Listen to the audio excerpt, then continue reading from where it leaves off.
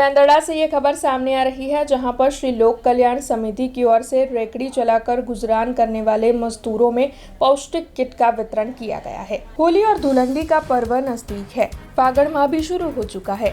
ऐसे में पौष्टिक आहार का काफी ज्यादा महत्व होता है। तब ये खबर मेंदड़ा से सामने आ रही है, जहां पर श्री लोक कल्याण समिति की ओर से रेकड़ी चलाकर गुजरान चलने वाले सभी मजदूरों में पौष्टिक किट का वितरण किया गया।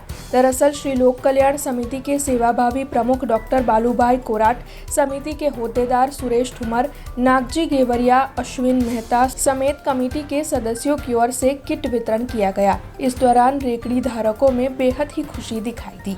बालूभाई कोराट, लोक कल्याण समिति मेंदड़ाનો પ્રમુખ છું અને આજે અમે સર્વ સભ્યોની કાલે મિટિંગ બોલાવીને નક્કી કર્યું કે મેંદડાની અંદર જે રેકડી ચલાવતા હોય એવા લોકોને ઉતાસણીના દિવસે ખજૂર, ધાણી એટલે દરેક વસ્તુ જે ઉતાસણીના દિવસે પતાસા છે, આયડા છે અને દાળિયા વપરા બધું આપવાનું નક્કી કરેલું અને જે રેકડીની અંદર મજૂરી કામ કરી અને સાચું કામ કરતા હોય, શ્રમ કરતા હોય અને જે માણસની પરિસ્થિતિ નબળી હોય, લાયક માણસોને અમે મેંદડાના બધા રેકડી ધારકોને અમારા લોક કલ્યાણ સમિતિ તરફથી કીટ આપવામાં આવી।